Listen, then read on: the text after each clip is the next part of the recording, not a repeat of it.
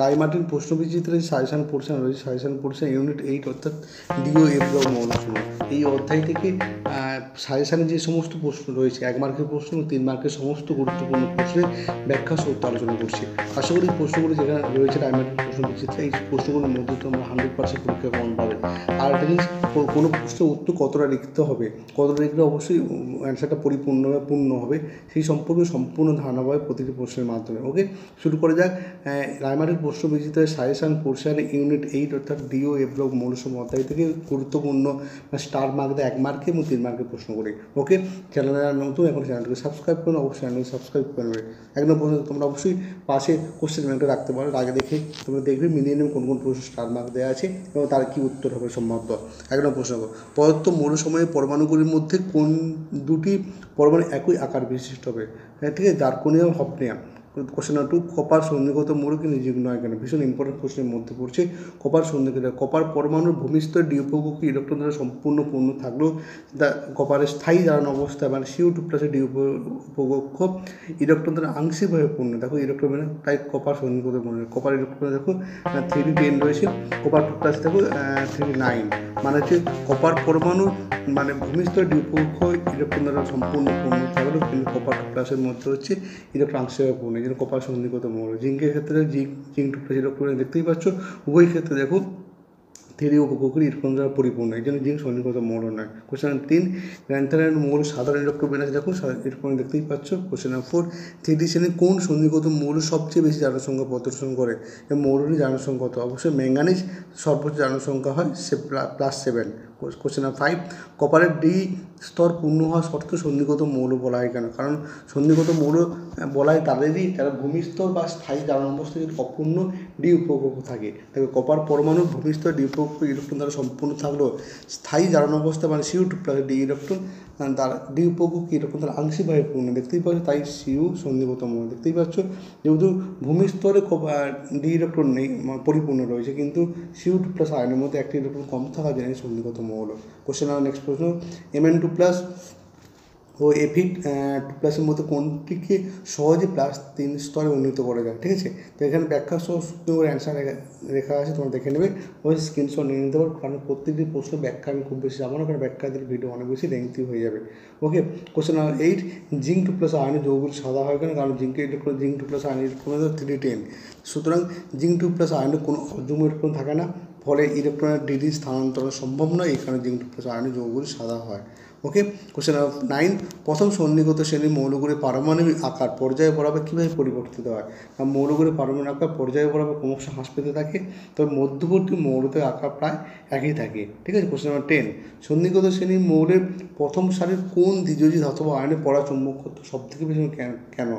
কারণ Mn2+এর মধ্যে সর্বোচ্চ সংখ্যক অযুগ্ম ইলেকট্রন 5টি রয়েছে। কোশ্চেন 11, অনুঘটক রূপে কাজ করে এরকম ধাতব মৌলের নাম মৌলের অক্সাইডের নাম সংকেত কি? Vanadium pentoxide V2O5।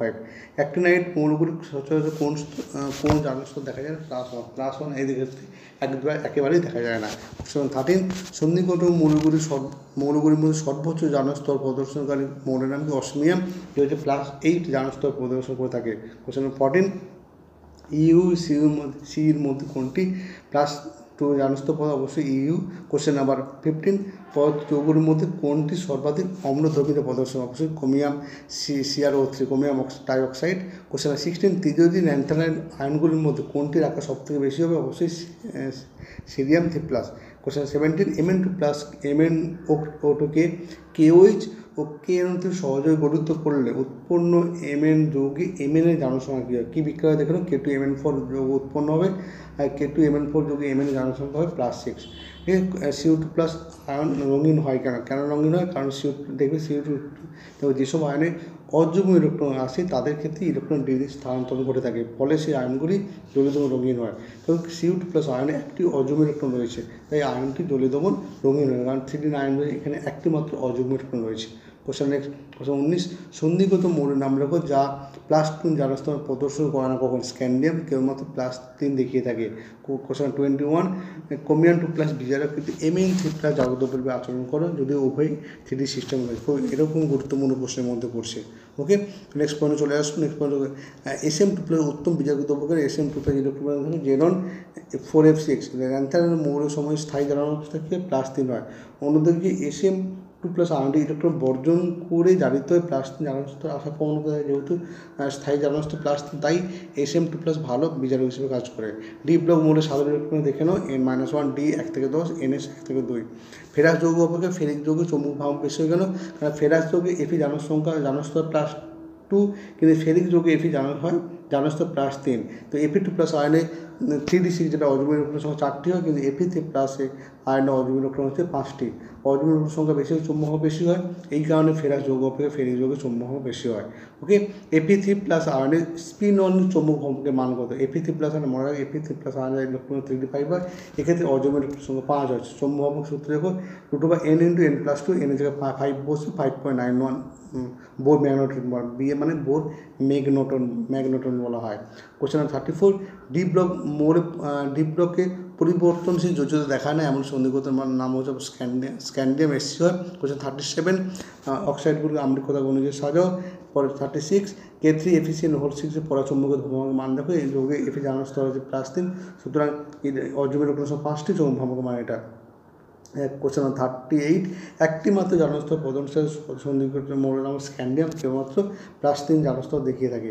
ওকে, এরপর চলে আসবো 3 মার্কে কোন কোন প্রশ্নগুলো রয়েছে। 3 মার্ক প্রশ্নগুলো এই অধ্যায় থেকে ভীষণ ইম্পর্টেন্ট, ঠিক আছে।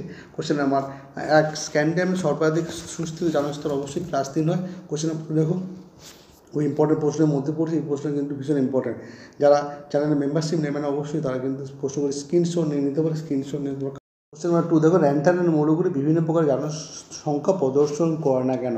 ভীষণ ইম্পর্টেন্ট প্রশ্নের মধ্যে পড়ছে। ল্যান্থার্ন যেমন সন্ধিগত মৌলকে একাধিক জারণস্তর দেখিয়ে থাকে, কিন্তু ল্যান্থার্নের মৌলগুলি জারণস্তর প্রদর্শন করে না। এখানে অ্যান্সার একদম সুন্দর সহজ সরল ভাষায় লেখা আছে, তোমরা একবার যদি পড়ে নাও বা দেখে নাও কিন্তু তোমাদের অ্যান্সার করতে কোনো অসুবিধা হবে। স্ক্রিন তোমার ভিডিও থামিয়ে একবার দেখে নিতে পারো। Question number 4 LuOH3 La lutetium OH3 ল্যান্থার্ন OH3 মধ্যে কার ক্ষার ধর্ম বেশি কেন?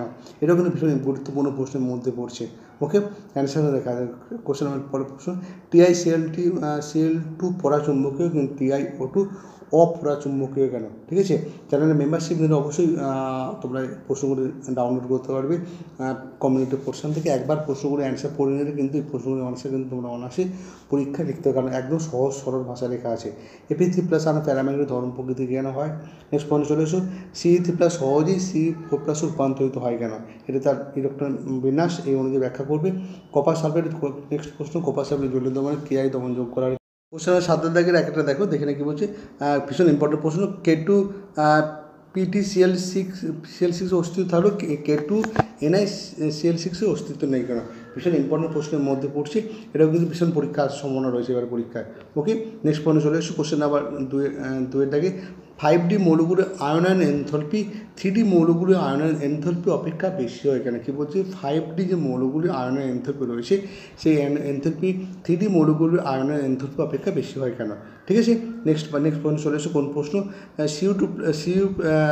Cu+ copper plus iron Cu2+ আয়নের মতো রঙিন লবণ উৎপন্ন করে না কেন? ঠিক আছে, তো মনে রাখবে যেসব আয়নের মধ্যে অযুগ্ম ইলেকট্রন রয়েছে তারাই হচ্ছে রঙিন আয়ন উৎপন্ন করে। Cu+ মধ্যে কোনো 3D6 3D10 মানে কোনো অযুগ্ম ইলেকট্রন নেই, কিন্তু Cu2+ মধ্যে 3D9 এর মধ্যে একটি অযুগ্ম ইলেকট্রন রয়েছে, এই জন্য এ হচ্ছে মানে হচ্ছে রঙিন আয়ন রঙিন লবণ উৎপন্ন করে।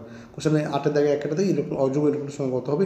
কোশ্চেন 8 2 থেকে NB ও T এর যৌগগুলির মধ্যে রাসায়নিক সাদৃশ্যের কারণটা, NB আর T এই যৌগগুলির মধ্যে রাসায়নিক ধর্মের সাদৃশ্যের কারণটা কি? ঠিক আছে, এখানে অ্যান্সার লেখা আছে, তোমরা দেখবে অবশ্যই স্ক্রিনশট নিয়ে নিতে পারো। কোশ্চেন নাম্বার 9 ডি ব্লক মৌলগুলি অনেকগুলি জারণস্থল দেখালো, এ ব্লক মৌলের ক্ষেত্রে কেন হয় না? মানে ডি ব্লক মৌলগুলো একাধিক জারণস্থল দেখিয়ে দেয়, কিন্তু এ ব্লক মৌলগুলো একাধিক জারণস্থল দেখায় না কেন? ঠিক আছে, নেক্সট পয়েন্টে চলে এসে কোন প্রশ্ন রয়েছে? ল্যান্থানাইট সংকোচন ভীষণ ইম্পর্টেন্ট প্রশ্নের মধ্যে পড়েছে। ল্যান্থানাইট সংকোচনের কারণটা কি? তো ল্যান্থানাইট মৌলের সময় পারমাণবিক সংখ্যা বৃদ্ধির সঙ্গে পারমাণবিক এবং আয়নিক ব্যাসার্ধ ক্রমশ ধীরে ধীরে হ্রাস পায়, এই ঘটনাকে ল্যান্থানাইট সংকোচন বলা হয়। ঠিক আছে, নেক্সট পয়েন্টে চলে এসো। প্রসিড ডিমারের ইলেকট্রোমিনাস এটা না হলেও এটা না হয়ে এটা হয় কেন? ঠিক আছে, মানে 4F2 5D1 6X2 না হয়ে 4F3 6X2 হয় কেন? কোশ্চেন নেক্সট কেএমএন ওপর উত্তপ্ত করে কী করে দেখো, পটাশিয়াম পারম্যাঙ্গান উত্তর পটাশিয়াম ম্যাঙ্গানের উত্তর K2 MnO ওপর MnO2 অক্সিজেন উৎপন্ন হয়। কোশ্চেন নেক্সট LuOH3 অপেক্ষা LaOH হতে বেশি ক্ষারীয় হয় কেন? নেক্সট পয়েন্টে চলে এসো, পদার্থ বিক্রিয়াটি সম্পূর্ণ করে বিক্রিয়ার সম্বন্ধে লেখা আছে। কোশ্চেন 15 K2Cr2O7কে উত্তপ্ত করে কী ঘটে সমীকরণ সহ রেখো। কোশ্চেন 72 Fe2কে সহজে Fe3 জারিত করে, কিন্তু Mn2 প্লাস Mn3 জারিত করা সম্ভব নয় কেন? ওকে, নেক্সট পয়েন্টে চলে এসো, Ki প্লাস ক্ষারীয় কেমন উপরে কী ঘটবে? অ্যাসিডযুক্ত K2Cr2O7 আর H2O2 বিক্রিয়া কী ঘটবে? ডিব্রো মৌলগ কোশ্চেন 19 দাগে ডিব্রো মৌলগ জটিল যৌগ গঠনের প্রবণতা খুব বেশি হয় কেন? ঠিক আছে, নেক্সট পয়েন্টে চলে এসো, ক্রোমিয়ামের দ্বিতীয় আয়ন শক্তি খুব বেশি হয় কেন? এটা গুরুত্বপূর্ণ প্রশ্নের মধ্যে পড়ছে। কোশ্চেন নম্বর 22 সন্ধিগত মৌলগুলি জটিল যৌগ গঠনের প্রবণতা খুব বেশি হয় কেন? ওকে, নেক্সট পয়েন্টে আসবো। নেক্সট প্রশ্ন কী ঘটে দেখো, K4 FeCl6 দ্রবণ FeCl3 জলের দ্রবণ যোগ করা হলে কী ঘটবে? FeCl3 স্থায়ী, কিন্তু FeI3 অত্যন্ত অস্থায়ী কেন? তারপর কোশ্চেন নম্বর 26 অ্যাসিডযুক্ত K2Cr2O7 প্লাস সালফার ডাইঅক্সাইডের কী ঘটবে? বিক্রিয়া দেওয়া আছে এখানে। কেন Fe2 সহজে Fe3 জারিত হয়? কোশ্চেন 27 ধাতুর কেন বড় ধাতু বলা হয় কেন? এখানে অ্যান্সার রেখা 4টা কোশ্চেন 2 নম্বর। SO2 থেকে SO3 তৈরিতে V2O5 অনুঘটক হিসেবে ব্যবহার করা বিক্রিয়া ক্রিয়া কৌশলটি লেখো। ওকে, পদার্থ আয়নকর্মী কোনটি জলীয় রঙিন যার মধ্যে অজমের থাকবে সে হচ্ছে রঙিন উৎপন্ন করবে। দেখো এখানে হচ্ছে দুটি V3 আর Fe3+ এর মধ্যে অজমের উৎপন্ন হয়েছে বলে এরাই হচ্ছে রঙিন যৌগ উৎপন্ন করবে, মানে জলীয় রঙিন হবে। পদার্থ অক্সাইডগুলো কোনটি উপধর্মী অক্সাইড? এখানে Cr2O7 Cr2O3। কোশ্চেন 31 বেশিরভাগ CI যৌগগুলো জলীয় অস্থায়ী হয় কেন? এটাও ভীষণ ইম্পর্টেন্ট প্রশ্নের মধ্যে পড়ছে এবার পরীক্ষার জন্য। ঠিক আছে, next Mn2 minus ion acid মাধ্যমে রাখলে কী ঘটবে? কোশ্চেন 33 KMnO4 দ্রবণকে গাঢ় রঙিন বোতলে রাখা হয় থাকে কেন? কোশ্চেন 34 TiCl3 রঙিন যৌগ, কিন্তু TiCl4 বর্ণহীন যৌগ কেন? কারণ TiCl3 যৌগে Ti জারণ অবস্থায় Ti3+ আর TiCl4 যৌগে Ti জারণ অবস্থায় Ti4+। তার Ti3+ আয়ন ইলেকট্রন দেখো 3D1, এর মধ্যে একটা অজম ইলেকট্রন রয়েছে, এই জন্য এ হচ্ছে দ্বিতীয় স্থানান্তর ঘটে। কিন্তু Ti4 যৌগ এর মধ্যে কোনো প্রকারে দ্বি ইলেকট্রন নেই, এই জন্য এ হচ্ছে বর্ণহীন যৌগ। জিঙ্ক লবণগুলি Na2CO2+ লবণগুলি, জিঙ্ক লবণগুলি সাদা, কিন্তু Na2+CO2 লবণগুলি রঙিন হয় কেন? কারণ জিঙ্ককে সুস্থির জানানো Zn2+ ইলেকট্রন 3D10, এর মধ্যে কোনো প্রকার অজম ইলেকট্রন নেই, কিন্তু কপার 2+ Na2+ এর মধ্যে অজম ইলেকট্রন রয়েছে। মার্কিউরাস আয়ন Ag2+ রূপে অবস্থান করে, কিন্তু কিউপাস আয়ন Cu+ রূপে অবস্থান করে কেন? ওকে, তো এখানে অ্যান্সার সুন্দর সহজ সরল ভাষায় লেখা আছে। নেক্সট চলে আসো, কোশ্চেন নাম্বার HFTaOS PTর মধ্যে কোন নোবেলমেন্ট? অবশ্যই পিটি হবে।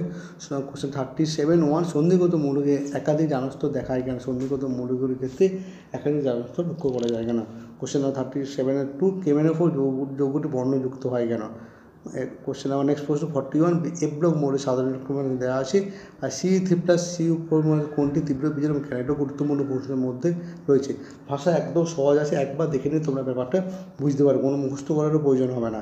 ঠিক আছে, কোশ্চেন 43 অ্যাক্টিনাইন মৌলের সঙ্গে সাধারণ ইলেকট্রন যেটা মিক্স মেটালে উপস্থিত প্রধান অ্যান্থানাইন মৌলকে সিলিয়াম 50% সিলিয়াম, 25% অ্যান্থানাম, 15% নিওডাইনিয়াম। ওকে, তো এখানে DO F ব্লক ওই অধ্যায়তে গুরুত্বপূর্ণ 1 মার্কে 3 মার্কে স্টার মার্কের সমস্ত ব্যাখ্যা সূত্র আলোচনা করা। ভালো লাগে লাইক করে শেয়ার করতে কিন্তু ভুলবে না। ওকে।